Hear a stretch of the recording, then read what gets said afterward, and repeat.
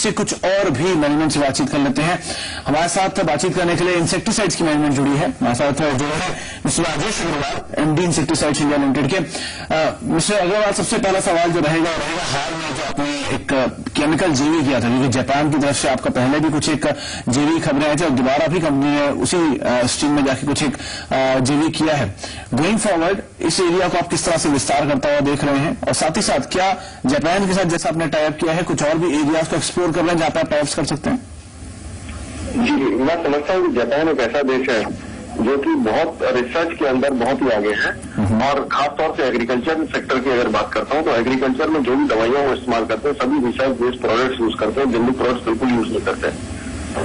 तो आज जापान और इंडिया का एक बहुत जबरदस्त अलायंस हो सकता है, क्योंकि जो हमारे देश का फार्मर है वो जो नई दवाइयां हैं उनको बहुत अच्छे से अपना रहा है, क्योंकि उसको बहुत अच्छे रिजल्ट इनसे मिलते हैं और किसान एक उन्नत खेती इनके द्वारा कर सकता है। तो इसको देखते हुए हमने जापान के साथ अपने रिलेशनशिप बढ़ाया। सबसे पहले हमने निशान के साथ कारोबार शुरू किया, जिसके 2 प्रोडक्ट्स हमने ऑलरेडी इस साल डिस्ट्रीब्यूट किए हैं, और हकामा और पल्सर, और बहुत अच्छी कामयाबी इन दोनों प्रोडक्ट्स को मिल रही है। और उसके बाद एग्री टेक्नो, ये भी एक जापानीज कंपनी है जिसके साथ हमने करार किया, और ये करार किया एक नया रिसर्च सेंटर एस्टेब्लिश करने का इंडिया में। इस R&D सेंटर की खास बात यह है कि यहाँ पर प्रोडक्ट्स की डिस्कवरी की जाएगी। मैं कहना चाहता हूँ आपको कि आज तक हिंदुस्तान में केमिकल के क्षेत्र में ऐसा काम नहीं हुआ कि जो भी काम हम लोग अब तक करते थे अपने R&D सेंटर के माध्यम से, वो था रिवर्स इंजीनियरिंग का, यानी जो चीज दुनिया में ऑलरेडी इजाद हो चुकी है और ऑफ पेटेंट होती जा रही है, उन टेक्नोलॉजीज को इंडिया में विकसित करके किसानों को सस्ते दाम पर हम लोग लेकर जाते थे।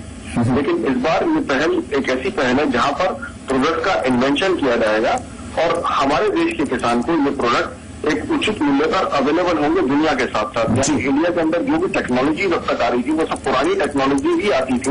अब सबसे पहले जो लेटेस्ट टेक्नोलॉजी डेवलप होगी वो हमारे देश के किसानों को मिलेगी इस जेवी के माध्यम से, और मैं समझता हूँ कि किसानों को बहुत बड़ा फायदा होगा। जी मिस्टर अग्रवाल, पेस्टिसाइड इंडस्ट्री के बारे में बात करें तो काफी महत्वपूर्ण रोल निभाती है वो इंडियन एग्रो मार्केट में। ऐसे में आपकी विस्तार योजनाएं इस जेवी के अलावा डोमेस्टिक मार्केट में कितनी है? हम लोग ने 3 स्टेट्स के अंदर अपने प्लांट्स एस्टेब्लिश किए हैं, जम्मू कश्मीर में, राजस्थान में और गुजरात में, और तीनों एरियाज में हम लोग लगातार एक्सपेंशन कर रहे हैं।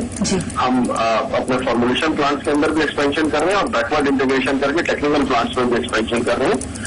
और मैं समझता हूं कि अगर मैं टोटल कैपेसिटी का बात अगर मैं करता हूं तो पिछले 2 साल में हमने अपना जो फॉर्मुलेशन के क्षेत्र में करीबन 60% अपनी कैपेसिटी एनहांस कर ली है, या अभी जब ये सब प्लांट्स पूरी तरीके से आ जाएंगे अगले 3-4 महीने में तो इतनी कैपेसिटी एनहांस हो जाएगी। और अगर मैं टेक्निकल के क्षेत्र की बात करता हूं तो यहाँ हमारी राजस्थान में 2000 टन की कैपेसिटी थी, अभी हमने दहेज में नया प्लांट स्टार्ट किया 10,000 टन कैपेसिटी का, जो कि गुजरात में है। तो कुल मिलाकर कंपनी की क्षमता टेक्निकल बनाने की 2000 टन से बढ़कर 12,000 टन की हो रही है।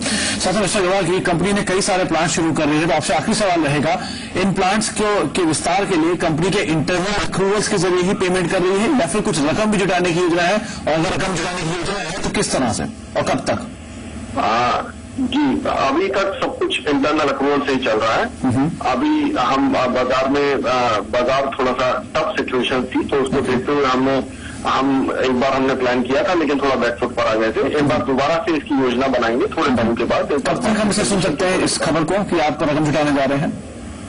देखिए, शायद मिड 2013 में, यानी अगले 5-6 महीने के बाद में मैं समझता हूँ। किस तरह से जुटाएंगे रकम? हम लोग ओपन है जी, कोई भी इन्वेस्टर लाकर हम इसके अंदर डाइल्यूशन कर सकते हैं। तो किसी पर्टिकुलर एरिया में स्टेक सेल होगा या फिर company in total stake sale भी कर सकती है?